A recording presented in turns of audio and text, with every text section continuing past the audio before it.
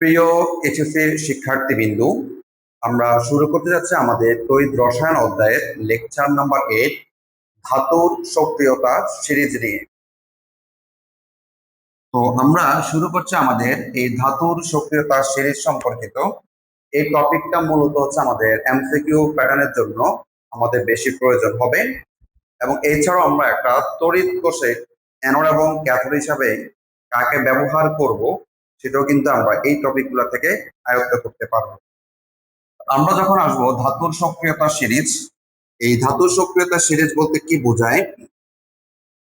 ধাতব মৌলসমূহ তাদের ইলেকট্রন ত্যাগের প্রবণতা তথা সক্রিয়তার নিম্নক্রম অনুসারে সাজিয়ে প্রাপ্ত যে সিরিজটা আমরা পাবো তাকে বলা হচ্ছে ধাতুর সক্রিয়তার সিরিজ। এখন জিনিসটা আসলে কি? আমরা জানি আমাদের ধাতুর যে ধর্ম সেটা হচ্ছে ইলেকট্রন ত্যাগ করা।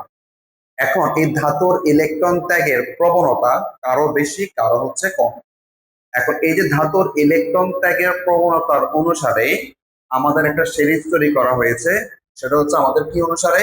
সক্রিয়তার নিম্নক্রম অনুসারে। অর্থাৎ আমরা যদি তোমাদেরকে একটা এই ধাতুর সক্রিয়তা সিরিজটা একটু দেখাই, এখানে আমাদের একটা ধাতুর সক্রিয়তা সিরিজ আছে অলমোস্ট। এখানে দেখো তো সবার উপর রাখা হয়েছে কাকে? লিথিয়াম। এবং সবার নিচে রাখা হয়েছে আমাদের কি বলতো? গোল্ড। তার মানে হচ্ছে যে ধাতুটা সবার উপরে ছিল তার আসলে সক্রিয়তা সবচেয়ে বেশি ছিল, এবং যে ধাতুটা সবার নিচে তার সক্রিয়তা সবচেয়ে কি ছিল বলতো? কম ছিল। এই জন্য আমরা উপর থেকে যখন নিচের দিকে যাব এই সিরিজের, আমাদের আসলে কি ধাতুর ইলেকট্রন ত্যাগের প্রবণতা কমতে থাকবে। এই জন্য এটাকে বলা হয়েছে ধাতুর নিম্নক্রম অনুসারে, সক্রিয়তার নিম্নক্রম অনুসারে সাজিয়ে যে সিরিজটা আমরা পাচ্ছি সেটাকে বলা হচ্ছে ধাতুর সক্রিয়তা সিরিজ। তাহলে আবার সংগ্রাম একটু আসি, কোন একটা ধাতব মৌল সমূহ তাদের ইলেকট্রন ত্যাগের যে প্রবণতা সেটা সক্রিয়তার নিম্নক্রম অনুসারে সাজানোর পর যে সিরিজটা আমরা পাবো তাকে বলা হচ্ছে ধাতুর সক্রিয়তা সিরিজ। এখন যে সিরিজটা আমি তোমাদেরকে দেখাইলাম, এই যে সিরিজের ক্রমটা উপর থেকে আমাদের হচ্ছে কি বলতো নিচে যে যাব, এটা একটা মনে রাখার জন্য আমরা একটা ছন্দ মনে রাখবো, এবং এই ছন্দের মাধ্যমে ধাতুর সক্রিয়তা সিরিজের যে ক্রমটা আছে সেটা আমরা মনে রাখতে পারবো। আমরা যদি ছন্দটা একটু দেখি, দেখো ছন্দটা কি বলা হয়েছে? লিকে বা কানার ম্যাকগাইভার এলেম, যেন কবে ফিরে কে কে, নীল স্বর্ণ পাবে হাই, কুলাঙ্গার হাজি আজি পিটাবে আমায়। এখন দেখো তো এই ছন্দের যে বর্ণগুলো আছে আমরা যদি সেটা দেখি, লিকেতে হচ্ছে, লিতে হচ্ছে লিথিয়াম, এতে হচ্ছে আমাদের পটাশিয়াম, বাতে হচ্ছে বেরিয়াম, কানা কাতে হচ্ছে ক্যালসিয়াম, নাতে হচ্ছে আমাদের সোডিয়াম, ম্যাকগাইভার মানে হচ্ছে ম্যাগনেসিয়াম, এলেমের এ দিয়ে হচ্ছে আমাদের অ্যালুমিনিয়াম, মতে হচ্ছে আমাদের ম্যাঙ্গানিজ, যেনতে হচ্ছে আমাদের জিঙ্ক, কবে হতে হচ্ছে সিআর মানে ক্রোমিয়াম, ফিরে মানে হচ্ছে এফি মানে হচ্ছে আয়রন। আর এখানে যে কে কে দেখতে পাচ্ছ, প্রথম কে তে হচ্ছে সিডি ক্যাডমিয়াম, পরবর্তী কে তে হচ্ছে সিও মানে হচ্ছে কবার। এরপর দেখো তো হচ্ছে নীল, নীল তো হচ্ছে আমাদের নিকেল, স্বর্ণ মানে হচ্ছে এফএন, এফএন মানে হচ্ছে টি, পাবে হচ্ছে পিবি মানে হচ্ছে লেড, হাইতে হচ্ছে আমাদের হাইড্রোজেন, কুলাঙ্গা দিয়ে হচ্ছে সিইউ কপার, হাজি দিয়ে হচ্ছে আমাদের এইচজি পারদ, আজি হচ্ছে এজি সিলভার, পিটাবে পিটি প্লাটিনাম, আমাই এইউ গোল্ড। তার মানে আমরা যদি এক পলকে আমাদের চন্দ্রটা মনে রাখি যে লিকে বা কানার ম্যাকগাইভার এলেম, যেন কবে ফিরে কে কে, নীল স্বর্ণ পাবে হাই, কুলাঙ্গার হাজি পিটাবে আমায়। এই ছন্দের মাধ্যমে আমরা কিন্তু আমাদের এই যে দেখো সিরিজটা মনে রাখতে পারি। দেখো মিলাও, এই যে সবার উপরে কি ছিল বলতো? লিথিয়াম, লিকে বা কানার ম্যাকগাইভার এলেম, যেন কবে ফিরে, যেন কবে ফিরে কে কে, যেন কবে ফিরে কে কে, নীল স্বর্ণ পাবে হাই, কুলাঙ্গার হাজি আজি পিটাবে আমায়। আচ্ছা, এখন এই যে সিরিজটা আমরা মনে রাখবো, এখানে আমরা বেশ কিছু ইনফরমেশন তোমাদেরকে জানাবো। সবগুলা জিনিস আমাদেরকে একটু ভালোভাবে জানার চেষ্টা করব।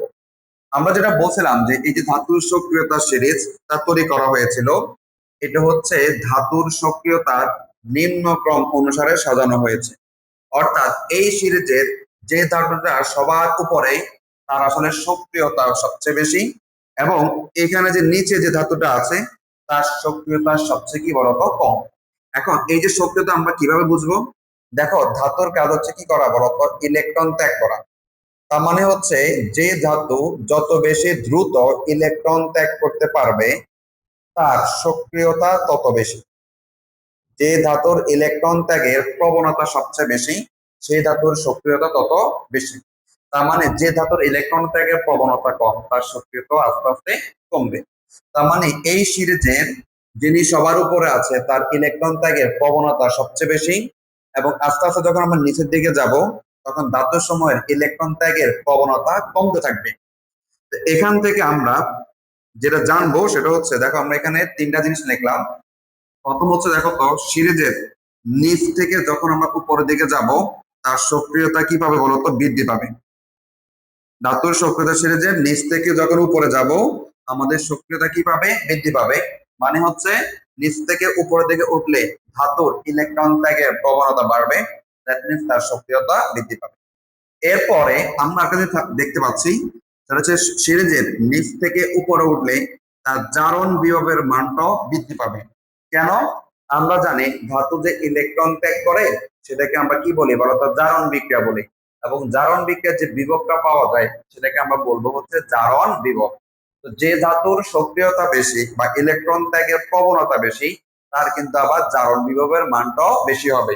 তার মানে হচ্ছে যে ধাতুটা সবার উপরে তার জারণ বিভবের মান সবচেয়ে বেশি, এবং ক্রমান্বয়ে আমাদের জারণ বিভবের মানটা কমতে থাকবে। দুটা কথা, উপর থেকে নিচে গেলে সক্রিয়তা কমে, জারণ বিভবও কমে। বা বিপরীত ভাবে বললে নিচ থেকে উপরে উঠলে সক্রিয়তা মান বৃদ্ধি পাবে, একই সাথে জারণ বিভবের মানটাও বৃদ্ধি পাবে। তবে যদি আমাদেরকে বিজারণ বিভবের কথা বলা হয় তখন বলছি, দেখো তো, নিচ থেকে উপরে উঠলে বিজারণ বিভবের মানটা হ্রাস পাবে। তার মানে হচ্ছে যে ধাতুর জারণ বিভবের মানটা বেশি তার কিন্তু বিজারণ বিভবের মানটা কমবে। তার মানে নিচ থেকে উপরে উঠলে আমাদের জারণ বিভবের মান বাড়বে, কিন্তু নিচ থেকে উপরে উঠলে বিজারণ বিভবের মানটা কমবে। যার জারণ বিভবের মানটা বেশি হবে আর কিন্তু বিজারণ বিভবের মানটা কমবে। তাহলে এক পলকে আমরা যদি বলি, এই সিরিজের উপর থেকে নিচে গেলে সক্রিয়তা হ্রাস পায়, অথবা নিচ থেকে উপরে উঠলে সক্রিয়তার মান বৃদ্ধি পায় বা ইলেকট্রন ত্যাগের প্রবণতা বৃদ্ধি পায়। একই সাথে এই সিরিজের নিচ থেকে উপরে উঠলে জারণ বিভব বৃদ্ধি পাবে, বা হচ্ছে উপর থেকে নিচে গেলে জারণ বিভবের মান হ্রাস পাবে। এবং এই সিরিজের নিচ থেকে উপরে উঠলে বিজারণ বিভবের মান হ্রাস পাবে, অথবা উপর থেকে নিচে নামলে আমাদের বিজারণ বিভবের মান বৃদ্ধি পাবে। আচ্ছা, এটা গেল আমাদের এক ধরনের বৈশিষ্ট্য। এবং এই যে ধাতুর যে সক্রিয়তা সিরিজ, এটার মাধ্যমে আমাদের আরো একটা কাজ আছে, সেটা হচ্ছে আমরা যে প্রতিস্থাপন বিক্রিয়া বলি, যে কোন একটি পরমাণু বা মূলক অন্য কোন যৌগ থেকে কোন একটি পরমাণু বা মূলককে প্রতিস্থাপন করবে। এখন এই যে প্রতিস্থাপনটা কে করতে পারবে বা কারা করতে পারবে এবং কাদেরকে করতে পারবে সেটা আমরা একটু দেখব। প্রথম কথা হচ্ছে, দেখো তো, এই সিরিজের লিথিয়াম থেকে শুরু করে যে ক্যালসিয়াম পর্যন্ত যে ধাতুগুলো আমাদের আছে তারা, দেখো তো, কি করতে পারে? তারা হচ্ছে, দেখো তো, পানি, পানি মানে লিকুইড পানি, এরপর বলছে দেখো তো স্টিম। দেখেন, লিথিয়াম থেকে ক্যালসিয়াম পর্যন্ত যে ধাতুগুলো আছে তারা হচ্ছে পানি বলো বা স্টিম। স্টিম মানে বোঝাচ্ছে ভাস্প, মানে পানির গ্যাসীয় অবস্থা হচ্ছে কি বলতো? স্টিম। এবং এসিড থেকে কোন একটা হাইড্রোজেনকে প্রতিস্থাপন করতে পারবে। আবার খেয়াল করো, আমাদের সিরিজের প্রথম যে চারটা মূল আছে, লিথিয়াম থেকে শুরু করে পটাশিয়াম তাহলে ক্যালসিয়াম, তারা হচ্ছে পানি মানে লিকুইড পানি, স্টিম মানে বাষ্প, এবং অ্যাসিড থেকে যে কোনো আমাদের হাইড্রোজেনকে কি করতে পারবে? প্রতিস্থাপন করতে পারবে। তার মানে দেখো তো, আমরা যদি তোমাদেরকে এবার দেখাই, আমাদের এটা লিথিয়াম একটা ধাতু, সে হচ্ছে দেখো তো তরল পানি মানে লিকুইড, এই পানি থেকে হাইড্রোজেনকে প্রতিস্থাপন করতে পারবে। প্রতিস্থাপন করলে এখানে বিক্রি হবে লিথিয়াম হাইড্রোক্সাইড এবং হচ্ছে আমাদের হাইড্রোজেন গ্যাস। আবার সেই লিথিয়াম ধাতুটা আমাদের স্টিম পানি বা হচ্ছে পানির গ্যাসীয় অবস্থা, সেখান থেকেও হাইড্রোজেনকে প্রতিস্থাপন করতে পারবে, এবং প্রতিস্থাপন করার মাধ্যমে এখানে উৎপন্ন হবে লিথিয়াম হাইড্রোক্সাইড যোগ হচ্ছে আমাদের হাইড্রোজেন গ্যাস। আবার দেখো তো হচ্ছে সেই লিথিয়ামটা অ্যাসিড থেকেও হাইড্রোজেনকে প্রতিস্থাপন করতে পারবে। এখানে আমরা পাবো হচ্ছে আমাদের লিথিয়াম এবং ক্লোরিন মিলে হচ্ছে লিথিয়াম ক্লোরাইড, যোগ হচ্ছে আমাদের হাইড্রোজেন গ্যাস। তার মানে উপরে প্রথম চারটা ধাতু পানি মানে লিকুইড পানি, স্টিম মানে ভাস্প, এবং হচ্ছে অ্যাসিড থেকে হাইড্রোজেনকে প্রতিস্থাপন করতে পারবে। এরপর আমরা দেখব পরবর্তী সিরিয়ালের যে ধাতুগুলো আছে, অর্থাৎ সোডিয়াম থেকে শুরু করে আমাদের ক্যাডমিয়াম পর্যন্ত যে ধাতুগুলো আছে, তারা শুধুমাত্র স্টিম মানে বাষ্প এবং অ্যাসিড হতে আমাদের হাইড্রোজেনকে প্রতিস্থাপন করতে পারবে। তার মানে এই ধাতুগুলা তরল পানি থেকে হাইড্রোজেনকে প্রতিস্থাপন করতে পারবে না। তাহলে যদি এখানে আমরা দেখাই, ধরো একটা জিঙ্ক ধাতু যোগ দেখো তো স্টিম পানি মানে গ্যাসীয় পানি বা হচ্ছে বাষ্প। এখানে এই জিঙ্ক ধাতুটা আমাদের হাইড্রোজেনকে প্রতিস্থাপন করে উৎপন্ন করবে জিঙ্ক হাইড্রোক্সাইড এবং হচ্ছে আমাদের হাইড্রোজেন গ্যাস। একই রকম ভাবে এই জিঙ্ক ধাতুটা আমাদের অ্যাসিড থেকেও হাইড্রোজেনকে প্রতিস্থাপন করতে পারবে। যেমন জিঙ্কের সাথে হাইড্রোক্লোরিক অ্যাসিডের বিক্রিয়া করা হলে আমাদের জিঙ্ক ক্লোরাইড এবং হচ্ছে আমাদের হাইড্রোজেন গ্যাস উৎপন্ন হবে। তাহলে এই ধাতুগুলা শুধুমাত্র তরল পানি ছাড়া স্টিম বা বাষ্প এবং অ্যাসিড হতে হাইড্রোজেনকে প্রতিস্থাপন করতে পারবে। এরপরে দেখো তো আমরা যে ধাতুগুলো আবার দেখবো সেটা হচ্ছে কোবাল্ট থেকে শুরু করে লেড পর্যন্ত যে ধাতুগুলো আছে, তারা শুধুমাত্র অ্যাসিড থেকে হাইড্রোজেনকে প্রতিস্থাপন করতে পারবে। তাহলে এই যে ধাতুগুলো আছে তারা শুধুমাত্র আমাদের অ্যাসিড থেকে হাইড্রোজেনকে প্রতিস্থাপন করতে পারবে। এখানে যদি তোমাদেরকে আমি দেখাই নিকেল যোগ হাইড্রোক্লোরিক অ্যাসিড, এই নিকেল কি করবে, হাইড্রোজেনকে প্রতিস্থাপন করে নিকেল ক্লোরাইড এবং হচ্ছে হাইড্রোজেন গ্যাস উৎপন্ন করবে। তাহলে এই চারটা ধাতু শুধুমাত্র অ্যাসিড থেকেই হাইড্রোজেনকে প্রতিস্থাপন করতে পারবে। আচ্ছা, এরপর হচ্ছে আমাদের এখানে তোমরা হাইড্রোজেন ধাতুটা দেখতে পাচ্ছ, তাকে আমরা কি করছি বলতো, তুলনার জন্য এই সারণীতে অন্তর্ভুক্ত করলাম। এখানে একটা জিনিস বলে রাখি যে হাইড্রোজেন উপরে যতগুলা ধাতু আছে তারা অ্যাসিড থেকে হাইড্রোজেনকে প্রতিস্থাপন করতে পারবে, আর হাইড্রোজেনের নিচে যে ধাতুগুলো আছে তারা অ্যাসিড থেকে হাইড্রোজেনকে প্রতিস্থাপন করতে পারবে না। এই জন্য আমরা এই সারণীতে আমরা হাইড্রোজেনকে অন্তর্ভুক্ত করেছি।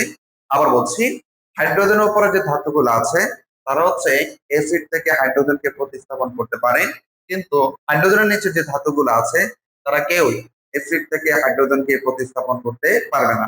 তাহলে আমরা যদি দেখি আমাদের এই হাইড্রোজেনের নিচে যে ধাতুগুলো ছিল, কপার থেকে শুরু করে গোল্ড, তারা কি করে, তাদেরকে আমরা প্রকৃতিতে মুক্ত অবস্থা পাওয়া যায় এবং এরা অ্যাসিড থেকে হাইড্রোজেনকে প্রতিস্থাপন করতে পারে না। মানে হচ্ছে দেখো তো আমরা যদি লিখি কপার যোগ হাইড্রোক্লোরিক অ্যাসিড, তাহলে কপার যেহেতু আমাদের হাইড্রোজেনের নিচে অবস্থান করছে, তাহলে এখানে কপার হাইড্রোজেনকে প্রতিস্থাপন করতে পারবে না। যার কারণে এখানে আমাদের পাবো আমরা নো রিঅ্যাকশন, মানে কোনো ধরনের বিক্রিয়া এখানে ঘটবে না। কেন ঘটতেছে না? যেহেতু কপারের অবস্থানটা আমাদের হাইড্রোজেনের নিচে অবস্থান করছে, যার কারণে এই কপার হাইড্রোক্লোরিক অ্যাসিড থেকে হাইড্রোজেনকে প্রতিস্থাপন করতে পারবে না। এখান থেকে আমরা আসলে কি পাইলাম, যে আমরা উপরের দিকে ধাতুগুলা যেহেতু সক্রিয়তা বেশি, এই জন্য প্রথম দিকে চারটা মৌল বা চারটা ধাতু তরল পানি, ভাস্প এবং হচ্ছে অ্যাসিড থেকে হাইড্রোজেনকে প্রতিস্থাপন করতে পারবে। পরবর্তী ধাতুগুলোর সক্রিয়তা একটু কমবে, সেক্ষেত্রে তারা শুধুমাত্র তরল পানি এবং অ্যাসিড থেকে হাইড্রোজেনকে প্রতিস্থাপন করতে পারবে। এরপরে শ্রেণীর যে ধাতুগুলো আছে তাদের সক্রিয়তা আরো কমে, এই জন্য তারা শুধুমাত্র অ্যাসিড থেকে হাইড্রোজেনকে প্রতিস্থাপন করতে পারে। সর্বশেষ হাইড্রোজেনের নিচে যে ধাতুগুলো আছে তারা কোন যৌগ থেকে বা অ্যাসিড থেকে হাইড্রোজেনকে প্রতিস্থাপন করতে পারবে না।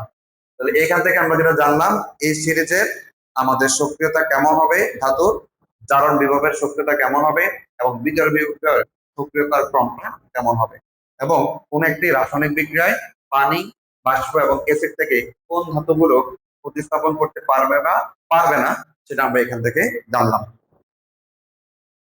আচ্ছা, এরপর আমরা একটা জিনিস পড়বো, সেটা হচ্ছে দ্রবণে আয়নিক যৌগের তড়িৎ বিশ্লেষণ এবং তড়িৎদ্বার যে বিক্রিয়া। আচ্ছা, এটা একটু বলি। ধরো হচ্ছে আমরা যখন একটা তড়িৎ কোষ তৈরি করা হয়, সেখানে কিন্তু আমাদের একটা অ্যানোড তড়িৎদ্বার থাকে এবং হচ্ছে আমাদের ক্যাথোড তড়িৎদ্বার থাকে, ঠিক আছে? এখন এখানে যদি আমরা একটা তড়িৎ বিশ্লেষ্য তোমার নিই, তড়িৎ বিশ্লেষণের মধ্যে দুটা জিনিস পাওয়া যায়, একটা হচ্ছে ক্যাটায়ন, একটা হচ্ছে আমাদের অ্যানায়ন। এখন এই ক্যাটায়ন এবং অ্যানায়নের উপস্থিতিতে আমাদের অ্যানোডের বিক্রিয়াটা কেমন হবে এবং ক্যাথোডের বিক্রিয়াটা কেমন হবে, বা অ্যানোড রূপে কে কাজ করবে, ক্যাথোড রূপে কোন আয়নটা কাজ করবে, সেটা জানার জন্য হচ্ছে আমাদের এই টপিক। তাহলে বলছে দ্রবণে আয়নিক যৌগের যে আমরা তড়িৎ বিশ্লেষণ করব। ফর এক্সাম্পল ধরো হচ্ছে আমাদের এখানে একটা আমরা সোডিয়াম ক্লোরাইড নিলাম। এখন এখানে তড়িৎ বিশ্লেষণ চালনা করলে আমাদের যে তড়িৎদ্বার যে বিক্রিয়াগুলো, অর্থাৎ অ্যানোড রূপে কি কাজ করবে, ক্যাথোড রূপে কি কাজ করবে, এটা আমরা জানবো। তো আমাদের যে তড়িৎ বিশ্লেষক পদার্থগুলো আছে, তড়িৎ বিশ্লেষক বলতে আমরা কি জানি, যে সকল পদার্থের মধ্য দিয়ে তড়িৎ চালনা করলে তার রাসায়নিকভাবে এক ধরনের পরিবর্তন বা বিয়োজন ঘটে, তাকে আমরা বলি হচ্ছে আমাদের তড়িৎ বিশ্লেষক। যেমন সোডিয়াম একটা তড়িৎ বিশ্লেষক হবে, এটা একটা আয়নিক যৌগ, তার মধ্যে দিয়ে তড়িৎ প্রবাহিত করলে তার দুইটা আয়ন আমরা দেখতে পাই, এজন্য এটা হচ্ছে আমাদের তড়িৎ বিশ্লেষক পদার্থ। আবার এই তড়িৎ বিশ্লেষক পদার্থগুলো হচ্ছে আবার দুই রকম, একটা হচ্ছে গলিত তড়িৎ বিশ্লেষক পদার্থ এবং আরেকটি হচ্ছে আমাদের জলীয় তড়িৎ বিশ্লেষক পদার্থ। এই গলিত এবং জলীয় তড়িৎ বিশ্লেষণের উপর নির্ভর করবে আমাদের অ্যানোডে এবং ক্যাথোডের বিক্রিয়া কেমন হবে। তাহলে এই জিনিসটা আমরা একটু দেখি। এবার দেখো আমরা কি বলছে একটু দেখেন, যখন কোন গলিত তড়িৎ বিশ্লেষক কোষে একটি মাত্র ক্যাটায়ন এবং একটি মাত্র আমাদের অ্যানায়ন থাকে।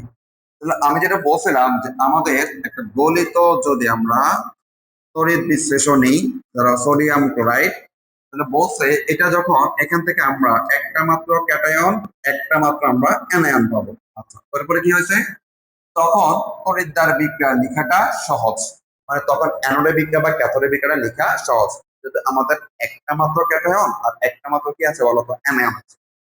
তখন কি বলছে, তখন তড়িৎ বিশ্লেষণকালে অ্যানায়নটি আমাদের অ্যানোডে ইলেকট্রন ত্যাগ করবে, করে চার্জ নিরপেক্ষ পরমাণুতে পরিণত হবে, এবং যিনি ক্যাটায়ন আছে ক্যাটায়নটি আমাদের ক্যাথোড থেকে ইলেকট্রন গ্রহণ করে ধাতুতে পরিণত হবে।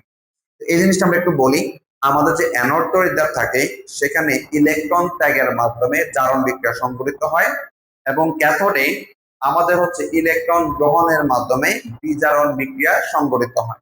তাহলে আমাদের এখানে যেটা বলছে যে যেটা আমাদের হচ্ছে অ্যানায়ন থাকবে সেটা যাবে হচ্ছে আমাদের অ্যানোড তড়িৎদ্বারে, এবং যিনি ক্যাটায়ন আছে সেটা চলে যাবে কোথায় বলতো, ক্যাথোড তড়িৎদ্বারে।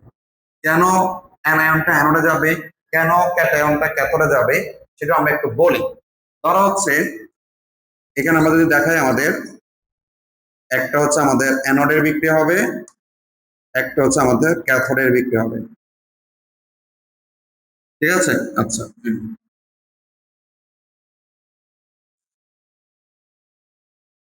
ক্যাথোডের বিক্রিয়া হবে। তাহলে এখন দেখো, অ্যানায়ন মানে হচ্ছে কি বলতো, ইলেকট্রন ঘনত্ব বেশি, তার মানে হচ্ছে এই অ্যানায়নটা অ্যানোড থেকে ইলেকট্রন ত্যাগ করে চার্জ নিরপেক্ষ পরমাণুতে পরিণত হবে। আবার যিনি ক্যাটায়ন আছে তার যেহেতু ইলেকট্রনের ঘাটতি আছে, সে ক্যাথোড থেকে ইলেকট্রন গ্রহণ করে আমাদের ধাতুতে পরিণত হবে। তার মানে আমরা যেটা বুঝলাম যে আমাদের তড়িৎ বিশ্লেষক পদার্থ যদি গলিত হয় তবে সেই যোগের বিয়োজনে আমরা একটি মাত্র ক্যাটায়ন এবং একটি মাত্র অ্যানায়ন পাবো। তাহলে এই ক্ষেত্রে আমরা যদি তড়িৎ যে বিক্রিয়াগুলো আমরা লিখবো, এটা লেখাটা সহজ। সেখানে যিনি অ্যানায়ন থাকবে সে অ্যানোডে গিয়ে ইলেকট্রন ত্যাগ করে আমাদের নিরপেক্ষ পরমাণুতে পরিণত হবে, এবং ক্যাথোডে আমাদের হচ্ছে ক্যাটায়ন ইলেকট্রন গ্রহণ করে ধাতুতে পরিণত হবে গেল। কিন্তু আমাদের তড়িৎ বিশ্লেষক পদার্থটা যদি জলীয় দ্রবণ হয় তখন কিন্তু আমাদের একটু ঝামেলা আছে। দেখেন আমরা বলছি যে আয়নিক যৌগের জলীয় দ্রবণে একাধিক ক্যাটায়ন এবং হচ্ছে একাধিক অ্যানায়ন বিদ্যমান থাকে। যদি আমরা ধরো সোডিয়াম ক্লোরাইড যখন জলীয় দ্রবণ বলবো তখন সেখান থেকে আমরা দুইটা ক্যাটায়ন, একটা পাবো হাইড্রোজেন আয়ন, একটা হচ্ছে সোডিয়াম আয়ন, এবং একই সাথে দুইটি আয়ন ক্লোরাইড আয়ন এবং হাইড্রোক্সিল আয়ন আমাদের উপস্থিত থাকে। তাহলে একটু দেখেন, যখন সোডিয়াম ক্লোরাইডের জলীয় দ্রবণ বলবো তখন আসলে জিনিসটা হচ্ছে এই সোডিয়াম ক্লোরাইড থেকে আমরা পাবো দুইটা আয়ন, সোডিয়াম আয়ন এবং হচ্ছে আমাদের ক্লোরাইড আয়ন। আর যখন জলীয় দ্রবণ তোমাকে বলছি তার মানে এখানে পানি বিয়োজিত হয়ে আমরা আবার পাবো হচ্ছে হাইড্রোজেন আয়ন এবং হচ্ছে হাইড্রোক্সিল আয়ন। তাহলে যখন জলীয় দ্রবণ তোমাকে আমি বললাম তখন এইখান থেকে বা এই তড়িৎ বিশ্লেষণ থেকে আমরা দুইটা ক্যাটায়ন পাচ্ছি এবং দুইটা অ্যানায়ন পাচ্ছি। দুইটা আমাদের ক্যাটায়ন কি কি আছে এখানে? সোডিয়াম এবং হচ্ছে আমাদের হাইড্রোজেন আয়ন, এবং একই সাথে দুটি আয়ন পাচ্ছি আমরা, ক্লোরাইড আয়ন এবং হচ্ছে হাইড্রোক্সিল আয়ন। এখন এই যে দুইটা ক্যাটায়ন আছে এবং দুইটা অ্যানায়ন আছে, আমরা জানি অ্যানায়ন গুলা আমাদের অ্যানোডের দিকে ধাবিত হবে, আর ক্যাটায়ন গুলো হচ্ছে আমাদের আমাদের ক্যাথোডের দিকে ধাবিত হবে। তাহলে তুমি দেখো তো হচ্ছে আমরা যদি এখন সোডিয়াম ক্লোরাইডের জলীয় দ্রবণে যদি আমরা তড়িৎ চালনা করি, দেখেন সোডিয়াম ক্লোরাইডের জলীয় দ্রবণে তড়িৎ প্রবাহ চালনা করলে ক্যাথোডের দিকে হাইড্রোজেন আয়ন এবং সোডিয়াম আয়ন, এবং অ্যানোডের দিকে ক্লোরাইড আয়ন এবং হাইড্রোক্সিল আয়ন ধাবিত হবে। অর্থাৎ ক্যাটায়ন গুলো হচ্ছে ক্যাথোডের দিকে যাবে, আর অ্যানায়ন গুলো হচ্ছে আমাদের অ্যানোডের দিকে যাবে। কথা হচ্ছে আমাদের তো ক্যাটায়ন যে দুইটা আছে, এই দুইটা ক্যাটায়নের মধ্যে কোনটি অগ্রাধিকার ভিত্তিতে ক্যাথোডে গিয়ে ইলেকট্রন গ্রহণ করে বিজারিত হবে সেটা আমাকে জানতে হবে। একই সাথে যে দুটি অ্যানায়ন আমাদের আছে বা ঋণাত্মক আয়ন আছে, তাদের মধ্যে কোনটি অগ্রাধিকার ভিত্তিতে অ্যানোডে গিয়ে ইলেকট্রন ত্যাগ করে আমাদের হচ্ছে জারিত হবে সেটা আমরা জানবো। অর্থাৎ দুটি ক্যাটায়নের ভিতরে কোনটি ক্যাথোডে সর্বশেষ গিয়ে ইলেকট্রন গ্রহণ করবে, একই সাথে দুটি অ্যানায়নের মধ্যে কোনটি সর্বশেষ আমাদের হচ্ছে অ্যানোডে গিয়ে ইলেকট্রন ত্যাগ করবে সেটা আমরা কিভাবে জানবো? এই জানার জন্য আমাদের তিনটি শর্ত আছে। তিনটি কি আছে? শর্ত আছে। সেটা হচ্ছে তড়িৎ রাসায়নিক সারিতে সংশ্লিষ্ট আয়নের অবস্থান। তাহলে এই তড়িৎ রাসায়নিক সারি বলতে আমরা একটু আগে যে আমাদের ধাতুর যে সক্রিয়তা সিরিজটা পড়ছিলাম, সেখানে একটা আমাদের ক্যাটায়ন বা অ্যানায়নের একটা সক্রিয়তার ক্রম আছে, সেটার উপর নির্ভর করে আমরা দেখব। 2 নাম্বার, তড়িৎ বিশ্লেষ্য দ্রবণে ক্যাটায়ন এবং অ্যানায়নের ঘনমাত্রারও একটা প্রভাব আছে। এবং 3 নাম্বার হচ্ছে তড়িৎ কোষে ব্যবহৃত তড়িৎদ্বারের প্রকৃতির উপর নির্ভর করবে। তাহলে আমরা কি বুঝলাম? যে গলিত তড়িৎ বিশ্লেষ্য যদি হয়, সেখানে যেহেতু আমাদের একটা মাত্র ক্যাটায়ন আর একটা মাত্র অ্যানায়ন থাকে, তখন তুমি খুব সহজেই আমাদের অ্যানোডেবিক এবং ক্যাথোডেবিক দিতে পারবা।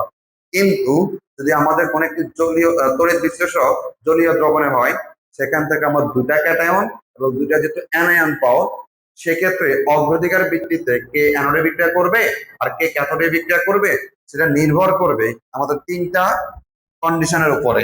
একটা হচ্ছে আমাদের যে তড়িৎ রাসায়নিক যে সারি আছে সেখানে যে আয়নটা থাকবে তার অবস্থানের উপর, যেটা আমরা একটু পরে দেখাচ্ছি, এবং তড়িৎ বিশ্লেষ্য দ্রবণে যে ক্যাটায়ন বা অ্যানায়ন থাকবে তাদের ঘনমাত্রার উপর প্রভাব আছে। সর্বশেষ যে তড়িৎদ্বার গুলো আমরা ব্যবহার করি, মানে অ্যানোড এবং ক্যাথোড তৈরি করি, তারা কোন ধাতুর তৈরি সেটার উপর নির্ভর করবে আমাদের অ্যানোডে বিক্রিয়া এবং ক্যাথোডে বিক্রিয়া। তাহলে এবার এই অংশ আমরা একটু আসি এবার, যে আমরা প্রথম যেটা বলছিলাম যে তড়িৎ রাসায়নিক সারের উপরও কিন্তু নির্ভর করবে যে অ্যানোডে এবং কাকে আমরা ক্যাথোডে নিব। তাহলে দেখো হচ্ছে তড়িৎ রাসায়নিক সারিটা কি, দেখো তড়িৎ বিশ্লেষণের সময় বিভিন্ন আয়নের চার্জ আমাদের হচ্ছে এখানে মুক্ত হওয়ার প্রবণতার উপর ভিত্তি করে আয়ন সমূহকে একটি সারিতে সাজানো হয়েছে, তাকে আমরা বলবো তড়িৎ রাসায়নিক সারি। আচ্ছা একটু খেয়াল করেন, তড়িৎ বিশ্লেষণের সময় বিভিন্ন আয়নের চার্জ মুক্ত হওয়ার প্রবণতা। বলতে বোঝাচ্ছে ধর আমাদের চার্জটা যদি ক্যাটায়ন হয়, হ্যাঁ চার্জ যদি ক্যাটায়ন হয়, তখন কি করলে সে চার্জ মুক্ত হবে? ইলেকট্রন গ্রহণ করলে তখন সে চার্জটা মুক্ত হয়। আর যদি অ্যানায়ন হয়, তখন সে ইলেকট্রন ত্যাগ করলে তার চার্জ মুক্ত হয়। অর্থাৎ ক্যাটায়ন গুলা ইলেকট্রন গ্রহণ করে চার্জ মুক্ত হবে, আর অ্যানায়ন গুলো হচ্ছে ইলেকট্রন ত্যাগ করে চার্জ মুক্ত হবে। এখন এই চার্জ মুক্ত হওয়ার যে প্রবণতা, সেটার উপর নির্ভর করে আমাদের একটা সারি তৈরি করা হয়েছে, তাকে আমরা বলবো তড়িৎ রাসায়নিক সারি। এখন দেখো তো হচ্ছে আমরা প্রথম যে সারিটা দেখবো সেটা হচ্ছে ক্যাটায়ন। তো এখানে একটা জিনিস বলা হয়েছে, দেখো তো ক্যাটায়নের সারিতে সবচেয়ে অধিক সক্রিয় ধাতুটি সারির প্রথমে রাখা হয়েছে এবং নিচের দিকে কম সক্রিয় মৌলকে স্থান দেওয়া হয়েছে। আচ্ছা আমরা এটাকে চার্টের মাধ্যমে দেখি, তাহলে তোমরা ভালো করে বুঝলাম। এখানে দেখো তো হচ্ছে ক্যাটায়নের আমাদের চার্জ মুক্ত হওয়ার প্রবণতার একটা সারি আমরা তোমাদের দেখতে পাচ্ছি। সবার উপরে আমাদের কাকে আছে বলতো? পটাশিয়াম আছে। এবং সর্বনিম্ন নিচে যদি আমরা দেখি আমাদের, এখানে হচ্ছে আমাদের কপার, মার্কারি, আরো কয়েকটা আছে। সেটা হচ্ছে যে আমাদের হচ্ছে মার্কারির পরে হচ্ছে আমাদের সিলভার, তারপর হচ্ছে আমাদের গোল্ড আছে, ঠিক আছে কিনা? প্লাটিনাম আছে, সিলভার, প্লাটিনাম, তারপর হচ্ছে কি বলতো গোল্ড আছে আমাদের। ওই যে আমরা ধাতুর যে সক্রিয়তা সিরিজটা পড়ছিলাম, জাস্ট হচ্ছে কি তখন ছিল ধাতু, এখন হচ্ছে ধাতুর কি বলতো আয়ন। ধাতুর আয়ন সেটাকে আমরা কি বলি বলতো ক্যাটায়ন বলি।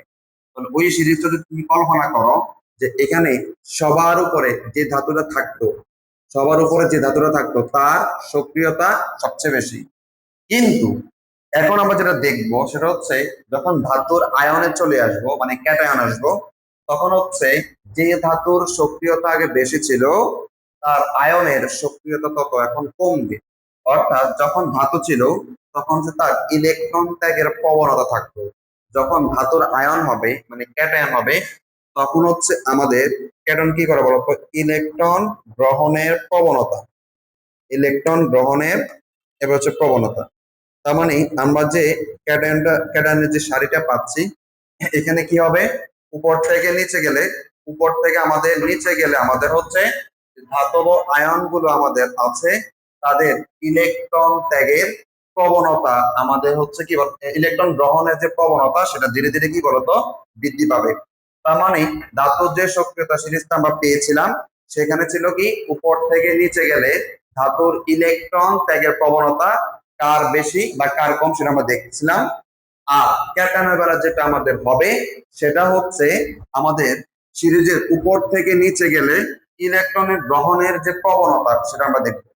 তবে একটা জিনিস মনে রাখবা, দেখো এখানে আমার একটা জিনিস বলছে যে ধাতুর সক্রিয়তা নিচে ক্রমান্বয়ে কি থাকে বলতো কমতে থাকে, কিন্তু ধাতব আয়নের ক্যাথোডে ইলেকট্রন গ্রহণের পরে চার্জ মুক্ত হওয়ার প্রবণতা আমাদের বৃদ্ধি পায়।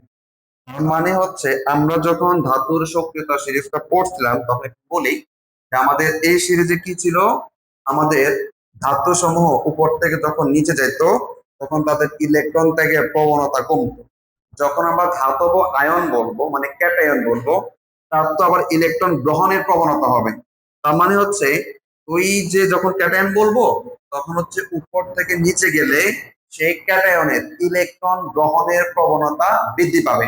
মানে হচ্ছে যে ধাতুর ইলেকট্রন ত্যাগের প্রবণতা বেশি সে ধাতুর আয়নের ইলেকট্রন গ্রহণের প্রবণতা কম। মনে ধরো আমি যদি তোমাকে দুটো উদাহরণ বলি যে এখানে আছে ধরো পটাশিয়াম ধাতু এবং হচ্ছে ধরো বেরিয়াম ধাতু। এখন এই দুটা ধাতুর মধ্যে পটাশিয়াম যেহেতু উপরে তার ইলেকট্রন ত্যাগের প্রবণতাটা বেশি, বেরিয়ামের ইলেকট্রন ত্যাগের প্রবণতা কি বলতো কম। কিন্তু যখন আমি বলবো এই দুইটা আয়ন যে ধাতুগুলো আমরা নিয়েছিলাম তাদের আয়নের বেলা যদি বলি তার তো কাজ হচ্ছে এখন ইলেকট্রন গ্রহণ করা, মানে আয়ন কি করে ইলেকট্রন গ্রহণ করে। যখন আমি ইলেকট্রন গ্রহণের প্রবণতা বলবো তখন হচ্ছে জিনিসটা উল্টো হবে। আগে আমাদের ধাতুর বেলায় ইলেকট্রন ত্যাগের প্রবণতা ছিল কার বলতো পটাশিয়ামের, যখন আমরা আয়নের বেলায় বলবো তখন আবার ইলেকট্রনের গ্রহণের প্রবণতা বেশি হবে বেরিয়ামের। কার হবে বেরিয়ামের। তার মানে হচ্ছে যে ধাতু ইলেকট্রন ত্যাগের প্রবণতা বেশি সেই ধাতুর সেই ধাতুর আয়নের ইলেকট্রন গ্রহণের প্রবণতা কমে যাবে। আর যে ধাতুর ইলেকট্রন ত্যাগের প্রবণতা কম ছিল সেই ধাতুর আয়নের ইলেকট্রন গ্রহণের প্রবণতাটা কি হবে বেশি হবে। তাহলে আচ্ছা এখানে আরেকটা জিনিস বলছে যে আমাদের যে ধাতব আয়ন গুলো আছে তারা কি করে ইলেকট্রন যখন গ্রহণ করে তখন তারা চার্জ মুক্ত হয়। তো ইলেকট্রনটা গ্রহণ করতে হবে ক্যাথোড তড়িৎ দ্বারে। কোন তড়িৎ দ্বারে? ক্যাথোড তড়িৎ দ্বারে। ধর আমি যদি বলি যে আমাদের জিঙ্ক কত প্লাস 2+, তো সে কি করবে দুটি ইলেকট্রন গ্রহণ করে আমাদের জিঙ্ক ধাতুতে যখন পরিণত হয় তখন তোমার কি হলো যে সে চার্জ মুক্ত হলো। এই যে ইলেকট্রন গ্রহণ করলো এটা আসলে কোথায় গিয়ে করে ক্যাথোড তড়িৎ দ্বারে গিয়ে করে।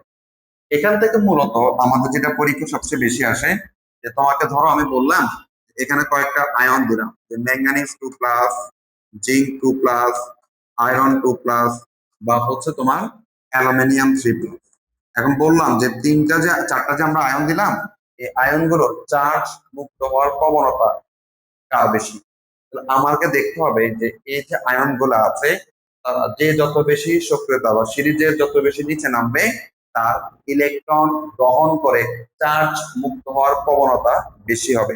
দুটা শব্দ একই জিনিস যদি আমরা এখন বলি যে আমাদের অ্যালুমিনিয়াম, ম্যাঙ্গানিজ, জিঙ্ক এবং হচ্ছে আয়রন এখন যদি তোমাকে বলি এই ধাতুগুলোর মধ্যে কার সক্রিয়তা সবচেয়ে বেশি হবে, তখন তোমার হচ্ছে যে ধাতুটা যত বেশি উপরে ছিল তার সক্রিয়তা তত বেশি। যখন আমরা আয়নের বেলা বলবো তখন হচ্ছে যে আয়নটা যত বেশি নিচে তার ইলেকট্রন গ্রহণ করে চার্জ মুক্ত হওয়ার প্রবণতাটা বেশি হবে। সহজ করে যদি বলি, যে ধাতুর সক্রিয়তা যত কম সেই ধাতুর আয়নের ইলেকট্রন গ্রহণ করে চার্জ মুক্ত হওয়ার প্রবণতা বেশি। আর যে ধাতুর সক্রিয়তা যত বেশি সে ধাতুর আয়নের ইলেকট্রন গ্রহণ করে চার্জ মুক্ত হওয়ার প্রবণতা কম, অর্থাৎ পরস্পর বিপরীত। তাহলে তোমরা এখন মনে রাখবা যে ধাতুর কাজ হচ্ছে ইলেকট্রন ত্যাগ করা আর ধাতুর আয়নের কাজ হচ্ছে ইলেকট্রন গ্রহণ করা। আচ্ছা, এরপরে আমরা চলে আসবো হচ্ছে আমাদের যে অ্যানায়নেরও আমাদের একটা কি আছে বলতো, সক্রিয়তা আছে। আমরা এই অ্যানায়নের সক্রিয়তাটাও আমাদের হচ্ছে মনে রাখার জন্য একটা ছন্দ দেখবো। সেটা হচ্ছে, দেখো তো কি লেখা আছে, যে নিচাসা কবে আইলো হাই, নিচাসা কবে আইলো হাই। এখান থেকে আমরা মনে রাখবো নিতে হচ্ছে আমাদের নাইট্রেট আয়ন, সাথে হচ্ছে আমাদের সালফেট, আবার সাথে হচ্ছে আমাদের সালফাইড। এখানে দুইটা আয়ন, একটা সালফেট একটা হচ্ছে আমাদের সালফাইড। কবে দিয়ে হচ্ছে আমাদের কতে হচ্ছে আমাদের ক্লোরিন, বেতে হচ্ছে আমাদের ব্রোমিন, ঠিক আছে। আইলোতে হচ্ছে আমাদের আয়োডিন, আর হাইতে হচ্ছে আমাদের হাইড্রোক্সিল আয়ন। তার মানে এখান থেকে এই ছন্দের মাধ্যমে আমরা হচ্ছে অ্যানায়নের যে সক্রিয়তার ক্রম সেটা মনে রাখতে পারি। সেটা হচ্ছে কি, নিতাসা কবে আইলো হাই, অর্থাৎ সবার উপর হচ্ছে কি বলতো নাইট্রেট, তারপর হচ্ছে sulphate, sulphide, chloride, bromide, iodide এবং হচ্ছে কি বলতো হাইড্রোক্সিল আয়ন। আচ্ছা, এখানে একটা জিনিস মনে রাখবা, এখানে আমাদের কি বলা হয়েছে যে অ্যানায়নের সক্রিয়তা কি লিখছে, অ্যানায়নের চার্জ মুক্ত হওয়ার, অ্যানায়নের চার্জ মুক্ত হওয়ার প্রবণতা, এখানে হবে মুক্ত, আমি একটু লিখে দিচ্ছি, মুক্ত হওয়ার প্রবণতা নিচের দিকে ক্রমান্বয়ে কি পায় বলতো, বৃদ্ধি পায়। আচ্ছা, একটু বলি, অ্যানায়ন যেহেতু নেগেটিভ চার্জ তার কাজ হচ্ছে আমাদের ইলেকট্রন ত্যাগ করা। তাহলে অ্যানায়নের কাজ হচ্ছে কি করা, ইলেকট্রন ইলেকট্রন ত্যাগের প্রবণতা। খেয়াল করো, যখন ক্যাটায়ন বলছিলাম ক্যাটায়নের কাজ হচ্ছে ইলেকট্রন ইলেকট্রন গ্রহণের প্রবণতা, আর যখন অ্যানায়ন বলবো তখন মনে রাখবা হচ্ছে ইলেকট্রন ত্যাগের প্রবণতা। তাহলে আমাদের কোন অ্যানায়নটার ইলেকট্রন ত্যাগের প্রবণতা বেশি হবে, এই যে সিরিজ আছে অ্যানায়নের, যে যত বেশি নিচে থাকবে তার ইলেকট্রন ত্যাগ করে চার্জ মুক্ত হওয়ার প্রবণতা তত বেশি হবে। তো আমি তোমাকে এখন বলি যে এই যে ক্লোরাইড আয়ন এবং আয়োডিন আয়ন, এই দুইটা আয়নের মধ্যে কে আগে চার্জ মুক্ত হবে, তাহলে সিরিজে যে বেশি নিচে আছে সে আগে ইলেকট্রন ত্যাগ করে চার্জ মুক্ত হবে। যেমন ক্লোরিন একটা ইলেকট্রন ত্যাগ করে ক্লোরিন পরমাণু হবে, আয়োডিনও একটা ইলেকট্রন ত্যাগ করে আয়োডিন পরমাণুতে পরিণত হবে। তবে যেহেতু সিরিজের ক্লোরাইড আয়নের নিচে আমাদের আয়োডাইড আয়নের অবস্থান, সেক্ষেত্রে আমাদের আয়োডাইড আয়নের ইলেকট্রন ত্যাগের প্রবণতাটা কি বলতো বেশি। আচ্ছা, এখন দেখো তো আমরা তো অ্যানায়নের যে ক্রমটা পড়লাম সেটার জন্য একটা ছন্দ শিখলাম সিরিয়ালে মনে রাখার জন্য। তো ক্যাটায়নের বেলা তো আমরা কোনো ছন্দ বলে নেই। আমরা ওই যে ধাতুর যে সক্রিয়তা সিরিজটা আমরা পড়ছিলাম যে লিখে বা কানা দিয়ে, ওই যে ছন্দটা তুমি মনে পড়লেই, মানে ধাতুর সক্রিয়তা সিরিজটা মনে রাখলেই তার ক্যাটায়নের সিরিজটা তুমি মনে রাখতে পারবা। শুধুমাত্র পার্থক্যটা হবে কি, সেখানে আমাদের ধাতু লিখবো, এখানে তার সাথে ধাতুর আয়নটা লিখবো। ওই একই ছন্দ দিয়ে কিন্তু আমরা ক্যাটায়নের সক্রিয়তা সিরিজটা মনে রাখতে পারবো।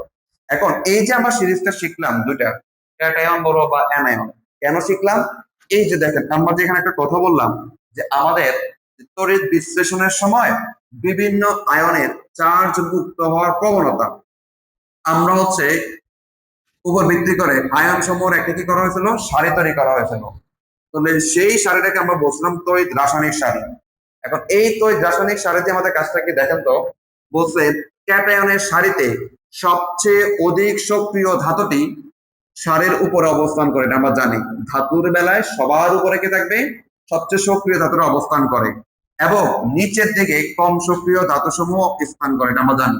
মানে যে আমাদের ধাতু সক্রিয়তা পড়ছিলাম, সবার উপরে কে ছিল, লিথিয়াম ছিল না, তার সক্রিয়তা সবচেয়ে বেশি ছিল। আর সবার নিচে কে ছিল, গোল্ড ছিল, তার সক্রিয়তা সবচেয়ে কি ছিল বলতো, কম। এবার দেখো, অর্থাৎ দ্রবণ থেকে কোন একটা আয়ন চার্জ মুক্ত হওয়ার প্রবণতা, চার্জ মুক্ত হওয়ার প্রবণতা হলো ধাতুর সক্রিয়তার কি বলতো বিপরীত। আমরা বলছিলাম না যে ধাতুর সক্রিয়তা বেশি ছিল তার আয়নের ইলেকট্রন গ্রহণ করে চার্জ মুক্ত হওয়ার প্রবণতা কম। আর যে ধাতুর সক্রিয়তা সবচেয়ে কম ছিল সেই ধাতুর আমাদের যখন আয়ন হবে সেই ধাতুর আয়নের ইলেকট্রন গ্রহণ করে চার্জ মুক্ত হওয়ার প্রবণতা বেশি। অর্থাৎ ধাতুর সক্রিয়তার বিপরীত হচ্ছে ধাতব আয়নের বিপরীত। আচ্ছা, এবার আসেন আমরা যেটা আবার দেখবো সেটা হচ্ছে এই যে আমি এখানে লিখলাম যে আমাদের তড়িৎ যে রাসায়নিক সারিটা আমরা দেখলাম ক্যাটায়ন বা অ্যানায়নের বেলায়, ধরো আমাদের কোন একটা তড়িৎ বিশ্লেষক দ্রবণে আমরা জিঙ্ক 2+ এবং Fe2+ উভয় আয়ন আমাদের উপস্থিত আছে। মানে একটা তড়িৎ বিশ্লেষণে আমাদের দুইটা ক্যাটায়ন আছে। এখন এই ক্ষেত্রে আমাদের কে আমাদের হচ্ছে ক্যাথোডে গিয়ে ইলেকট্রন গ্রহণ করে চার্জ মুক্ত হবে। যেহেতু দুইটাই ক্যাটায়ন, তো তারা দুইটা ক্যাটায়নের মধ্যে কোনটি ক্যাথোডে গিয়ে চার্জ মুক্ত হবে সেটা ডিপেন্ড করবে আমরা যে সারিটা আমরা দেখলাম সেখানে যে যত বেশি সিরিজের নিচে অবস্থান করবে সে আগে ইলেকট্রন গ্রহণ করে চার্জ মুক্ত হবে। আমাদের যদি একটু দেখো জিঙ্ক এবং আয়রনের মধ্যে দেখো তো এই যে দেখো এ হলো জিঙ্ক, এ হলো কি বলতো আমাদের আয়রন। তো সিরিজের জিঙ্কের নিচে কে বলতো আয়রনের অবস্থান, তার মানে হচ্ছে আগে কে ইলেকট্রন গ্রহণ করবে আমাদের আয়রন আগে ইলেকট্রন গ্রহণ করবে। Fe2+ দুটি ইলেকট্রন গ্রহণ করে Fe ধাতুতে পরিণত হবে। সহজ জিনিস। একই রকম ভাবে আমি এখন যদি বলি যে আয়রন এবং কপারের মধ্যে কে আগে চার্জ মুক্ত হবে, তাহলে এবার তুমি যদি লক্ষ্য করো যে আয়রনের নিচে কে অবস্থান করছে বলতো কপার, তার মানে হচ্ছে এবার ক্যাথোডে কিন্তু আমাদের আয়রন যাবে না, এবার যাবে কি Copper 2+, দুটি ইলেকট্রন গ্রহণ করে কপার ধাতুতে পরিণত হবে।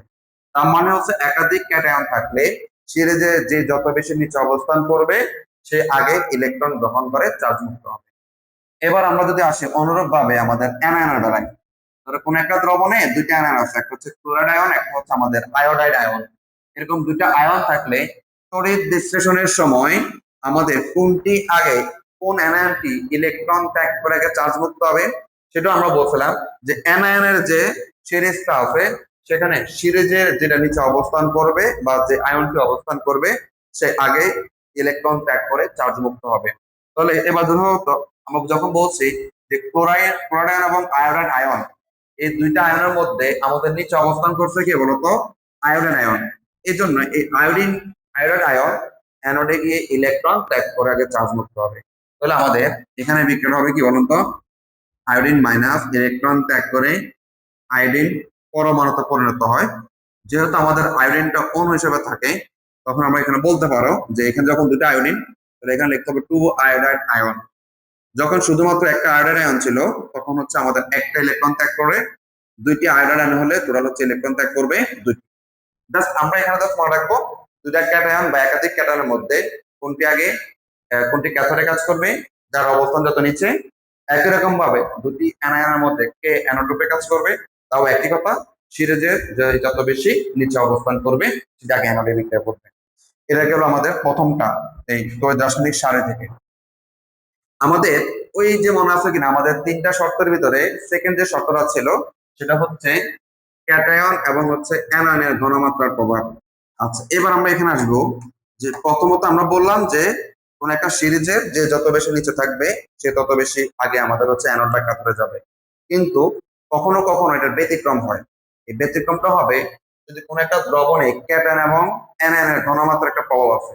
অর্থাৎ কোন ক্যাটায়ন বা অ্যানায়নের ঘনমাত্রা যদি বেশি হয় সে আগে কি করবে বলতো অ্যানোডে বা ক্যাথোডে যাবে। আমরা একটু পরে দেখি কি দেখছি দেখেন। তড়িৎ রাসায়নিক সারিতে কোন আয়নের অবস্থান অগ্রাধিকারের চেয়ে ওই আয়নের ঘনমাত্রার প্রভাব বেশি কার্যকর হয়। মানে আমাদের যে সিরিজটা আছে এটার প্রায়োরিটির তুলনায় আমাদের ওই দ্রবণের ওই আয়নের ঘনমাত্রা বেশি কিভাবে অগ্রাধিকার পাবে। তার মানে আমরা যদি একটু বলি যে 0.1 মোলার সোডিয়াম ক্লোরাইড যদি আমরা একটা জলীয় দ্রবণ নিই, তাহলে সোডিয়াম ক্লোরাইডের জলীয় দ্রবণ বলতে আমরা বুঝবো এখানে টোটাল 4টা আয়ন পাওয়া যাবে। কি কি পাওয়া যাবে? সোডিয়াম আয়ন, ক্লোরাইড আয়ন, আর এখান থেকে আমরা পাবো হচ্ছে হাইড্রোজেন আয়ন এবং হচ্ছে হাইড্রোক্সিল আয়ন। এবার 0.1 মোলার হাইড্রোক্লোরিক সোডিয়াম ক্লোরাইডের দ্রবণে আমাদের দ্রবণে ঋণাত্মক OH আয়নের ঘনমাত্রা হচ্ছে 10⁻⁷ এবং ক্লোরাইড আয়নের ঘনমাত্রা হচ্ছে 0.1। এখন এই যে OH মানে এই দ্রবণে OH এর ঘনমাত্রাটা 10⁻7 থেকে আসলো, আর আমাদের ক্লোরিনের ঘনমাত্রাটা 0.1 মোলার কেমনে হলো সেটা আমরা একটু বলি। তোমরা জানো কিনা যে আমরা একটা জিনিস পড়ছিলাম, পানির আয়নিক গুণফল KW, সেটা নিয়ে হচ্ছে পানির আয়নিক গুণফলের ঘনমাত্রা সূত্রটা হচ্ছে হাইড্রোজেন আয়নের ঘনমাত্রা ইনটু হচ্ছে OH আয়নের ঘনমাত্রা,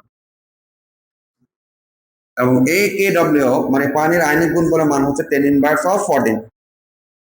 অর্থাৎ একটা পানিতে দুটা আয়ন থাকে, হাইড্রোজেন আয়ন এবং হচ্ছে হাইড্রোক্সিল আয়ন। এই দুটা আয়নের ঘনমাত্রার গুণফল হচ্ছে 10⁻14।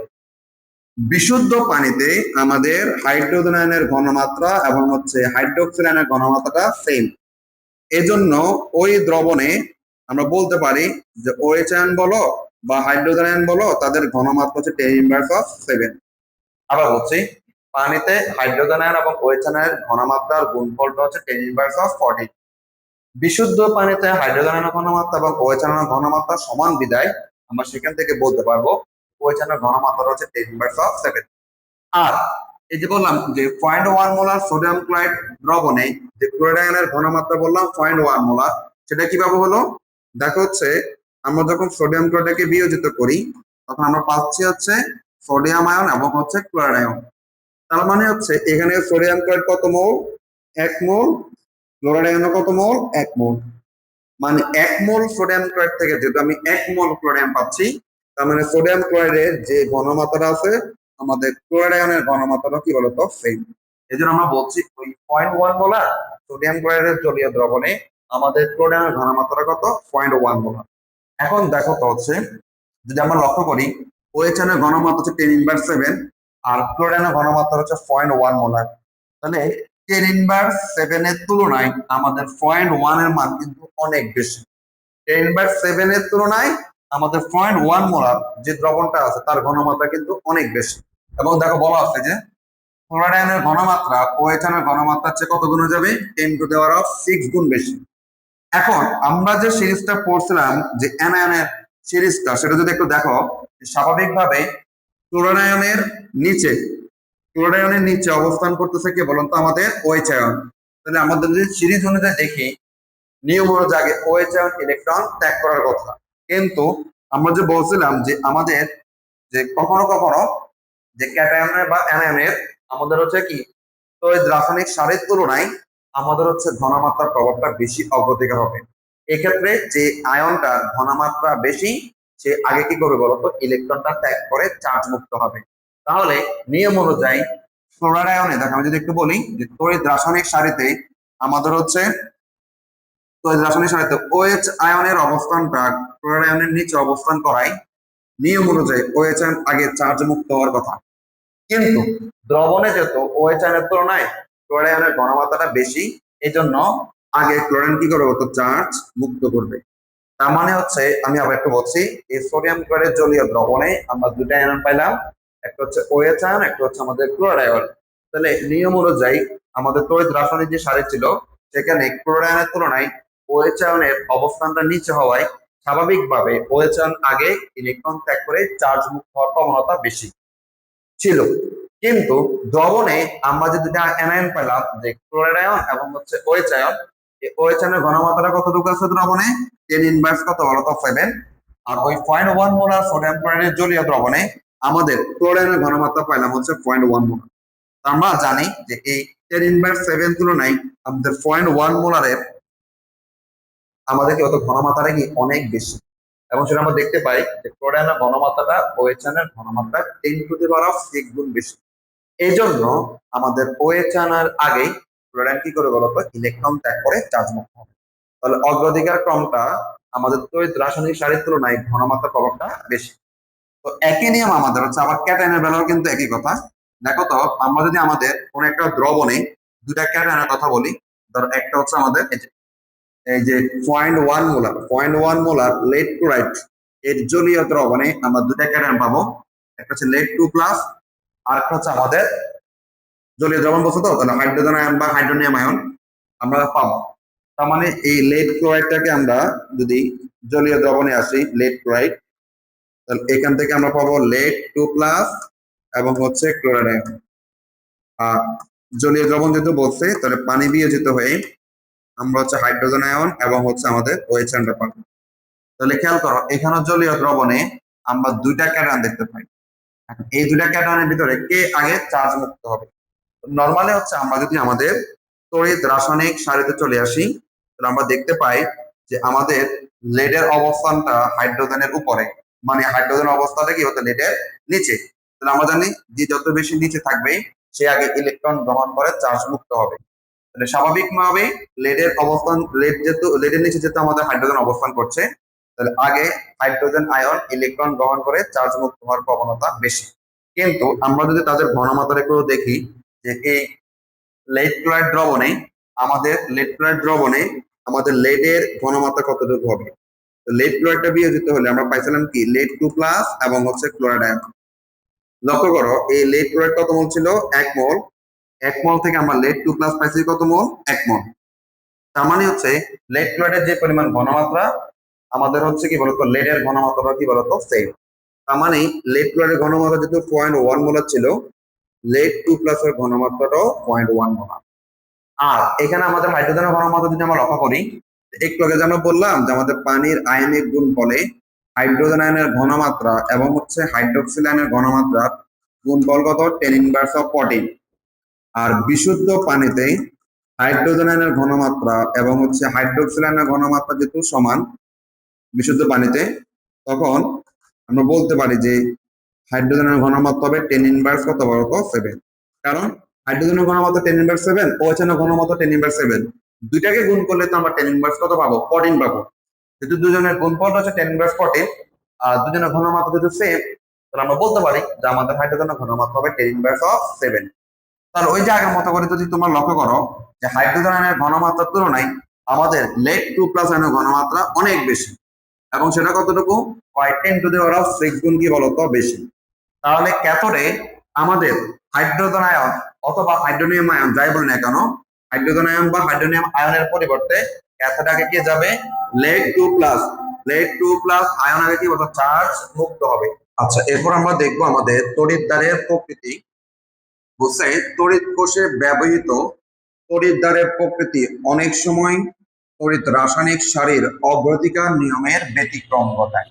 আচ্ছা, এই জিনিসটাকে দেখো তো, আমরা যখন জানি একাধিক ক্যাটায়নের মধ্যে কে আগে ক্যাথোডে গিয়ে ইলেকট্রন গ্রহণ করে চার্জ মুক্ত হবে, সেটা হচ্ছে আমরা জানি আমাদের যে ক্যাটায়নের যে সক্রিয়তা সিরিজটা ছিল, যার অবস্থানটা যত নিচে থাকে সে আগে ক্যাথোডে গিয়ে চার্জ মুক্ত হয়। তবে এই ক্ষেত্রে তড়িৎদ্বারের প্রকৃতির উপর নির্ভর করে আমাদের এই জিনিসটা আবার একটু ব্যতিক্রম ঘটতে পারে। তড়িৎদ্বারের প্রকৃতি বলতে আমরা কি বোঝাচ্ছি? আমরা যখন একটা তড়িৎ কোষ চিন্তা করি, ধরো হচ্ছে আমাদের একটা যদি তড়িৎ কোষ আমরা চিন্তা করি, এখানে কিন্তু তড়িৎদ্বার ব্যবহার করা হয়। এখন এই তড়িৎদ্বারটা প্লাটিনামের ব্যবহার করা যেতে পারে বা মার্কারি বা পারদের ব্যবহার করা যেতে পারে।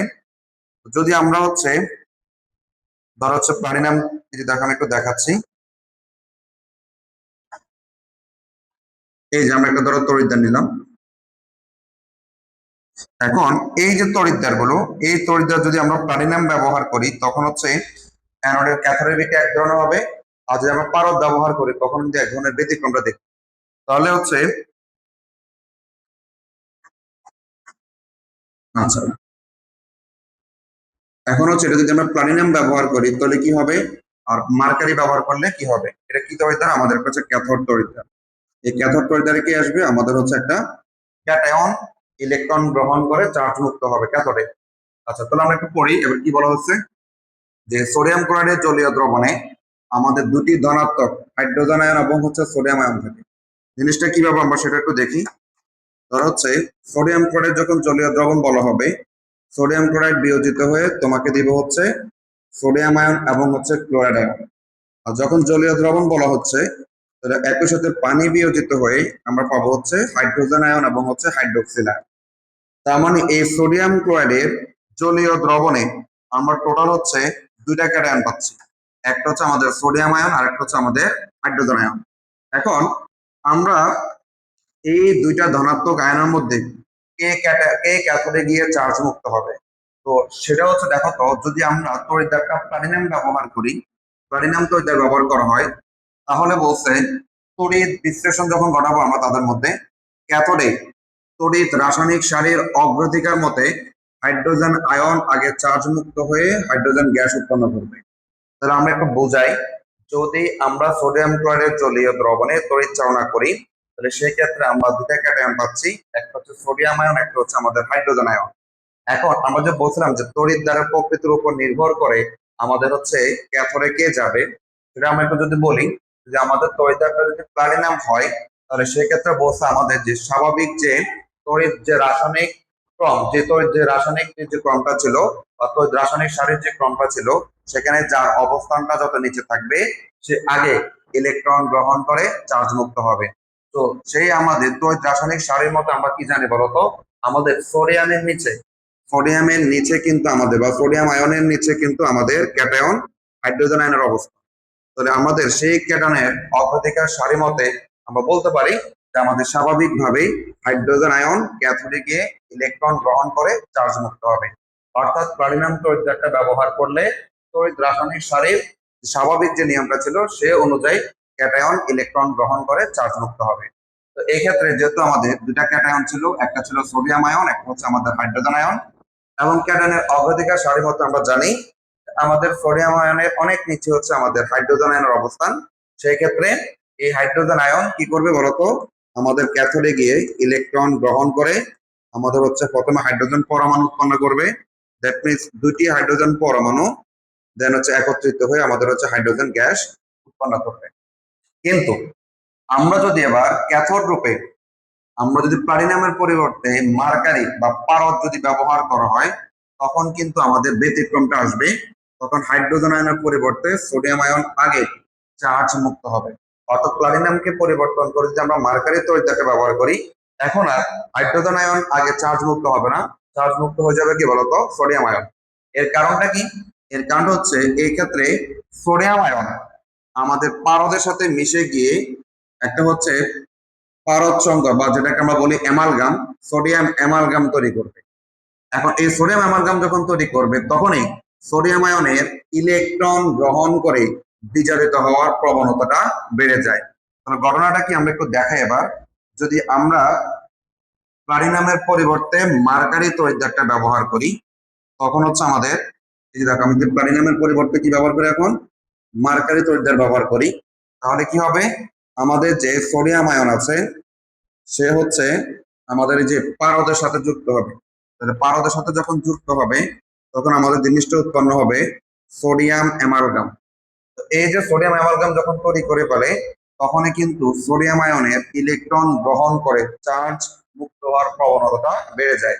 তার মানে হচ্ছে এখন হাইড্রোজেন আয়নের পরিবর্তে সোডিয়াম কি হবে বলতো, ক্যাথোডে গিয়ে চার্জ মুক্ত হবে। তাহলে সহজ যে জিনিসটা আমরা যদি বোঝাতে চাচ্ছিলাম যে আমাদের ক্যাথোডে বা অ্যানোডে আমাদের কোন আয়নটি আগে অগ্রাধিকার ভিত্তিতে প্রবেশ করবে সেটা বোঝার জন্য আমরা তিনটা জিনিস বলছিলাম। একটা হচ্ছে তড়িৎ রাসায়নিক সারি, দুই নাম্বার হচ্ছে আমাদের আমাদের হচ্ছে আয়নের ঘনমাত্রা, তিন নাম্বার হচ্ছে আমাদের তড়িৎ দ্বারের প্রকৃতি। প্রথম যে স্বাভাবিক নিয়মটা সেটা হচ্ছে তড়িৎ রাসায়নিক সারি, অর্থাৎ ক্যাটায়ন বা অ্যানায়নের যে আমাদের অবস্থান, যার অবস্থান যত নিচে থাকবে সে আগে ইলেকট্রন গ্রহণ অথবা ত্যাগ করে চার্জ মুক্ত হবে। আর যদি কখনো আমাদের কোন একাধিক আয়নের মধ্যে যার ঘনমাত্রার মানটা বেশি হবে তখন কিন্তু আর ওই তড়িৎ রাসায়নিক সারির অগ্রাধিকারটাকে আর প্রাধান্য দেওয়া হবে না। তখন হচ্ছে দুটি আয়নের মধ্যে যার ঘনমাত্রার পরিমাণটা বেশি হবে সে কি হচ্ছে আগে ইলেকট্রন গ্রহণ অথবা ত্যাগের মাধ্যমে চার্জ মুক্ত হবে। সর্বশেষ যে ব্যতিক্রমটা আমরা দেখলাম দুটি ক্যাটায়নের মধ্যে আমরা যদি তড়িৎ দ্বারের প্রকৃতি ভিন্ন নেই, অর্থাৎ প্লাটিনাম তড়িৎ দ্বার যখন আমরা ব্যবহার করব তখন ওই তড়িৎ রাসায়নিক সারির অগ্রাধিকার অনুযায়ী আমাদের হচ্ছে ক্যাথোডে আমাদের হচ্ছে কোন একটি ক্যাটায়ন গিয়ে ইলেকট্রন গ্রহণ করে চার্জ মুক্ত হবে। কিন্তু আমরা যদি তড়িৎ দ্বারটাকে প্লাটিনামের পরিবর্তে মার্কারি ব্যবহার করি তখন কিন্তু হচ্ছে আমাদের তার ব্যতিক্রমটা ঘটবে। তো এই হচ্ছে আমাদের তড়িৎ বিশ্লেষণ কোষে অ্যানোড এবং ক্যাথোডে কে ধাবিত হবে সেটার নিয়মগুলো। এবার আমরা দেখবো হচ্ছে আমাদের একটা চার্ট দেখা যাচ্ছে, সেটি হচ্ছে আমাদের যে প্রমাণ জারণ বিজারণ বিভবের মান। এখানে যে তোমরা যে চার্টটা তোমরা দেখতে পাচ্ছ সেটা হচ্ছে আমাদের যে ধাতুর যে সক্রিয়তা সিরিজটা আমরা পড়ছিলাম, যে ধাতুর যে সক্রিয়তা সিরিজটা আমরা পড়ছিলাম সেখানে আমাদের সবার উপরে যে ধাতুটা ছিল তার সক্রিয়তা সবচেয়ে বেশি ছিল, এবং একই সাথে আমরা একটা জিনিস বলছিলাম যে ধাতুর অবস্থানটা যত উপরে তার আবার জারণ বিভবের মানটাও কি বলতো বেশি, এবং যে ধাতুর অবস্থানটা যত নিচে তার আবার জারণ বিভবের মানটাও কি তত কম। অর্থাৎ আমরা যদি এখানে যদি দেখে একাধিক যে আমাদের ধাতু আছে তাদের এখানে জারণ বিভবের কিছু মান দেওয়া আছে। আচ্ছা, এটা জারণ বিভব আমরা কিভাবে বুঝলাম? তোমরা দেখো তো এখানে কিভাবে আছে, একটা ধাতু থেকে ধাতুর আয়ন, ধাতু থেকে যখন ধাতুর আয়নে পরিণত হয় তখন সেখানে কি ঘটে, জারণ ঘটে, এবং তার যে বিভবটা হবে সেটাকে আমরা বলবো হচ্ছে জারণ বিভব। তার মানে হচ্ছে এখানে আমরা বলতে পারি যে লিথিয়ামের জারণ বিভবের মানটা হচ্ছে +3.04 ভোল্টেজ, এবং ক্রমান্বয়ে যখন আমরা উপর থেকে নিচের দিকে যাই আমাদের এই জারণ বিভবের মান কমতে কমতে, আমরা যদি গোল্ডেটা দেখি, দেখো তো জারণ বিভব কত দাঁড়ালো, দেখো কমে কতটুকু আছে, -1.56 ভোল্টেজ। তার মানে হচ্ছে আমাদের বিভিন্ন ধাতুর জারণ বিভবের মান সক্রিয়তার যত বেশি নিচ থেকে উপরে উঠবা তত বেশি আমাদের জারণ বিভবের মানটা বেশি হবে, অথবা উপর থেকে যত বেশি তুমি নিচে আসবা জারণ বিভবের মানটা তত বেশি কমবে। এখন এই মানগুলো আমরা যখন সিকি অঙ্কগুলো করি তখন কিন্তু প্রশ্নের মানগুলো দেওয়া থাকে, বিভিন্ন ধাতুর জারণ বিভবের মান অথবা বিজারণ বিভবের মান প্রশ্নে দেওয়া থাকে। কিন্তু অনেক সময় আমাদের এমসিকিউতে চাইতে পারে যে কোন একটি ধাতুর জারণ বিভব বা বিজারণ বিভবের মানটা কত। তাহলে সেই ক্ষেত্রে তোমাদের সবগুলা মান মনে নাও রাখতে পারো, আমাদের কিছু ধাতু জারণ বিভব বা বিজারণ বিভবের মান আমাদেরকে একটু মনে রাখতে হবে। সেক্ষেত্রে আমরা কয়েকটাকে আইডেন্টিফাই করে দিচ্ছি, যেমন হচ্ছে ক্রোমিয়ামটা পড়তে পারো, আয়রন, তারপরে এই দিকটা হচ্ছে নিকেল, তারপর হচ্ছে অ্যালুমিনিয়াম, তারপর হচ্ছে কপারটা পড়বা, সিলভারটা পড়বা, আর হচ্ছে দেখো তো স্টেনশিয়াম, এরপর হচ্ছে তারপর লেড। এরকম কয়েকটা আমাদের হচ্ছে মান মুখস্থ রাখবা তোমরা, হচ্ছে এখানে জিঙ্কটা পড়বা। এরকম কয়েকটা তোমরা মান মুখস্থ রাখবা, হচ্ছে আমাদের এমসিকিউর জন্য আসতে পারে, ঠিক আছে? তাহলে একটু জিনিস খেয়াল করো, এখানে যতগুলো আমাদের বিভব আমরা দেখতে পাচ্ছি সবগুলো হচ্ছে ধাতুর জারণ বিভব, এবং যে ধাতু যে সক্রিয়তা সিরিজটা আমরা পড়ছিলাম যার অবস্থানটা সবার উপরে তার কিন্তু জারণ বিভবের মানটা সবচেয়ে বেশি, এবং যার অবস্থানটা সবার নিচে তার তার কিন্তু জারণ বিভবের মানটাও কম থাকবে, ঠিক আছে? আচ্ছা, এখন এরপর আমরা আরেকটা আরেকটা দেখো তো হচ্ছে ফার দেখতে পাচ্ছি, এটা হচ্ছে বিজারণ বিভবের শক্তি মাত্রা বা বিজারণ বিভবের শক্তি ক্রম। দেখো তো আমরা যেটা বলছিলাম যে জারণ বিভবের বিপরীত হচ্ছে আমাদের কি বলতো, বিজারণ বিভব। অর্থাৎ যেই ধাতুর জারণ বিভবের মানটা সবচেয়ে বেশি ছিল যখন তাকে আমরা বিজারণ বিভব বলবো, আর বিজারণ বিভবের মান সবচেয়ে কি হবে বলতো, কম। তোমরা দেখছো না যে লিথিয়ামের জারণ বিভব যখন ছিল তখন কিন্তু তার মানটা ছিল প্লাস কত, 3.04 ভোল্টেজ। এখন দেখো তো যখন আমি এটাকে বিজারণ বিভব লিখলাম লিথিয়াম আয়ন থেকে লিথিয়াম, ঠিক আছে, তখন দেখো তো তার মানটা কিন্তু কমে গেছে অনেক, এবং সেখানে কি হয়েছে বলতো, এই প্লাস চিহ্নটা কি হয়ে গেছে, মাইনাস। আমরা জানি কোন একটা ধাতুর জারণ বিভব এবং কি বলতো বিজারণ বিভবের মানটা সেম থাকে, তবে কি হতো, চিহ্নের পরিবর্তন হয়। অর্থাৎ লিথিয়ামে যখন আমরা জারণ বিভব লিখছিলাম তখন তার মানটা ছিল +3.04 ভোল্টেজ, যখনই বিজারণ বিভব বললাম তখন কি হয়ে গেছে বলতো, -3.04 ভোল্টেজ। তার মানে হচ্ছে যে ধাতুর জারণ বিভবের মান সবচেয়ে বেশি থাকবে সে ধাতুর বিজারণ বিভব সবচেয়ে কি হবে বলতো, কম হবে। একইভাবে আমরা যদি লক্ষ্য করি আমাদের যে গোল্ড ছিল তার জারণ বিভবের মান কিন্তু সবচেয়ে কম ছিল, যখন আমরা বিজারণ বিভব হিসাব করব তখন কিন্তু তার বিজারণ বিভবের মান সবচেয়ে কি হবে বলতো, বেশি। তার মানে হচ্ছে ওই একই রকম ভাবে আমরা যে ধাতুর সক্রিয়তা সিরিজটা পড়লাম, আগে ছিল আমাদের জারণ বিভবের ক্রম, এখন হচ্ছে বিজারণ বিভবের মান। তাহলে আমরা বলতে পারি যে এই যে এখানে ধাতুগুলো আছে তাদের বিজারণ বিভবের মান উপর থেকে যতই নিচের দিকে যাবে বিজারণ বিভবের মান ততই বাড়বে, অথবা নিচ থেকে যত বেশি আমরা উপর দিকে যাব আমাদের বিজারণ বিভবের মানটা হচ্ছে তত কমবে। তার মানে হচ্ছে এখন আমরা যে বললাম আমাদের কোন একটা ধাতুর জন্য তুমি জারণ বিভবের মান বা বিজারণ বিভবের মান পরীক্ষা আসতে পারে। আমরা একটু আগে যেরকম যে তোমার হচ্ছে অনেকগুলো ধাতুর জন্য জারণ বিভবের মানগুলো দেখা দিয়েছিলাম, একই রকম ভাবে তুমি ওই ধাতুগুলোর বিজারণ বিভবের মানটা একটু মনে রাখতে হবে।